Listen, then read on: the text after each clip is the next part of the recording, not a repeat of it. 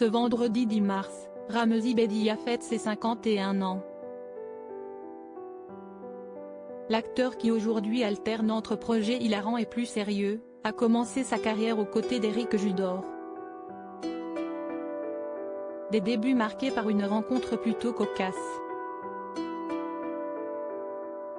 On ne présente plus Ramzy Bédia. Depuis de nombreuses années, il fait rire les Françaises et les Français, notamment avec ses rôles iconiques dans les séries H et La Flamme.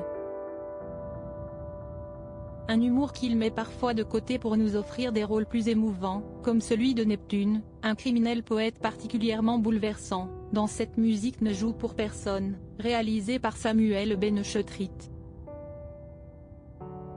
Avant d'être cet acteur pouvant alterner entre les registres, il était toujours accompagné de son ami Éric Judor.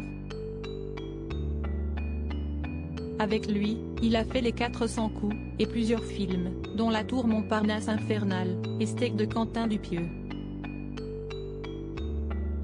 Une amitié qui dure depuis presque 30 ans, car c'est en 1994 que les deux hommes se sont rencontrés.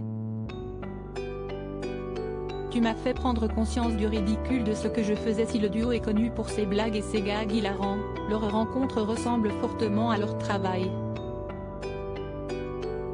Dans une interview pour Combini en 2020, Ramzy était revenu sur sa vie, et sa carrière, et notamment le moment où il a rencontré Éric.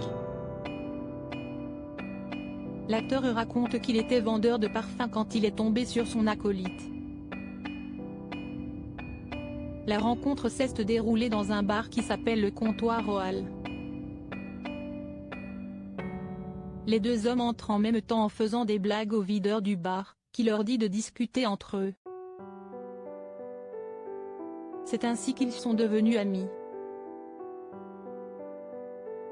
En 2016, Pure People racontait que la rencontre entre les deux hommes était encore plus comique, notamment à cause du style vestimentaire de Ramzy qui aurait mis une robe, comme le confiaient les deux amis. C'est un peu comme une rencontre entre un mec et une meuf. Il jouait la meuf, bien évidemment, déclarait Éric à propos de Ramzy. Une rencontre qui a abouti sur des moqueries, qui a quelque peu blessé l'acteur qui fête aujourd'hui ses 51 ans. Tu m'as fait prendre conscience du ridicule de ce que je faisais. Ça m'avait un peu blessé.